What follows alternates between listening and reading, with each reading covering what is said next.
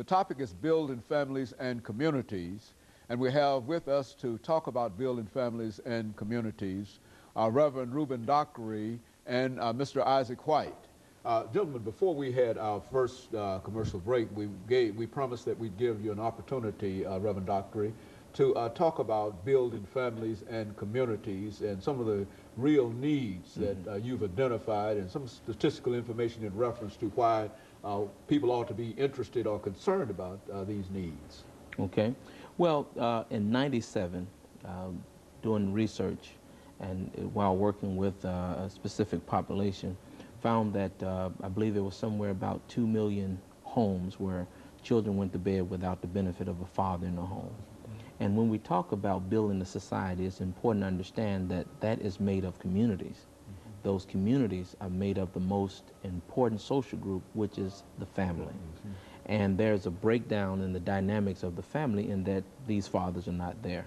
And so some of the other things that we found is that among African American males, they represent huge percentages of those who represent penal institution populations. And then we looked at the juvenile detention facilities, and there is a major disproportionate minority confinement rate in the state of Tennessee, and it hadn't just started, but some time it's been that way.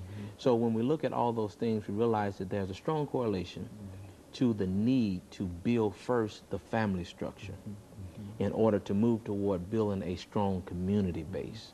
And from there, you have productivity within a larger societal base. And so that was the focus of the genesis of building families and communities, an opportunity in an institutional setting to identify some data, some research, identify methodologies to address some of those very important issues.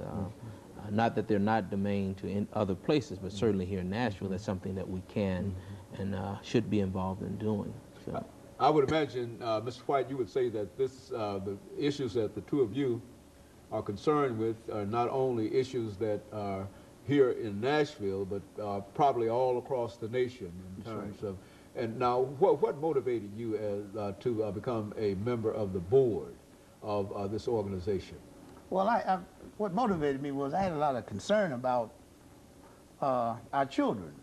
I noticed that they lack the ability, but they lack the opportunity. You know, we live in a great nation. The opportunities are enormous, right? But our children are not taking advantage of them. And why they're not taking advantage of it is because of the family structure. The family structure is to a point where it's deteriorating. The family is the nucleus of our society. From that grows neighborhoods, local cities, states into nations, right? So if the nucleus is deteriorating, then the nation are deteriorating, right? So I think that I'd give you for instance, a couple of years ago I was going to the ATM machine. I extracted some money out. I'm minding my own business now, and I was accosted by a young man who later on I found out to be, he was 16 years old when he shot me. He didn't get any money, and I guess he got scared and ran. But the thing, I got to thinking after going through all these operations and everything that, was it really his fault? What, I mean, was something in society that caused him to do what he did? Did I fail some kind of way? And I got to thinking, I said, maybe I failed somewhere in life, you know? Maybe I need to get in contact with these children, try to help them out.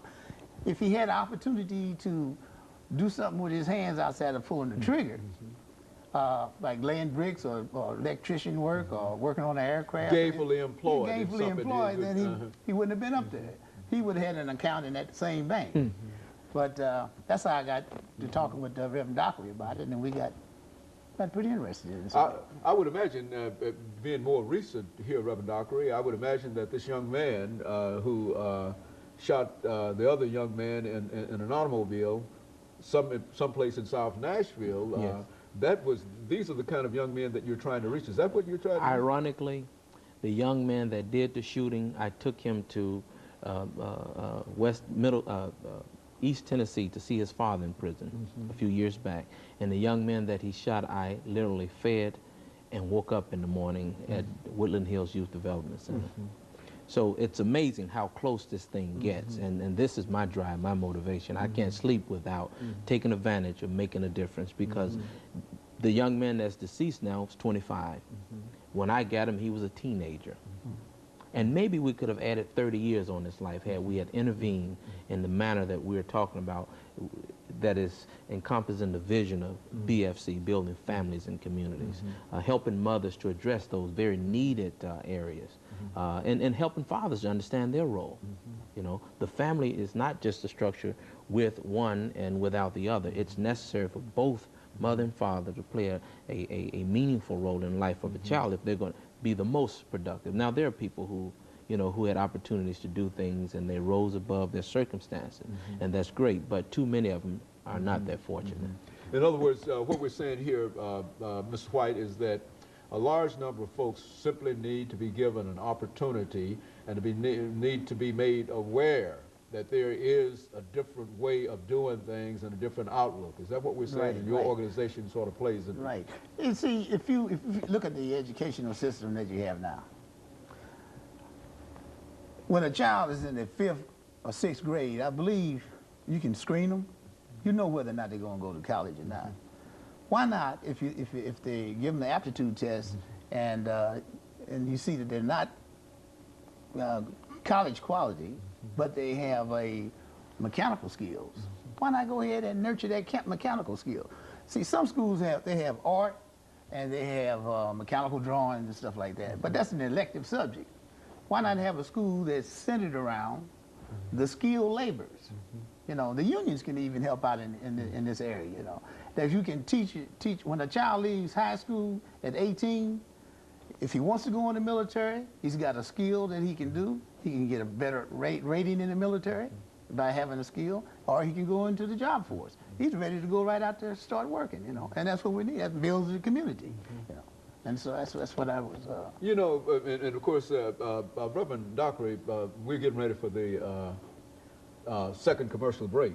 But when we come back, what I'd like for you to do, you and Mr. White to do, is to explain to us why so many young people really don't see these opportunities. I mean, what is it that keeps them from being able to participate, and how can we convince them that it's a situation of pay now or pay later? And that's what we want to do when we come back after this second commercial break. The topic is building families.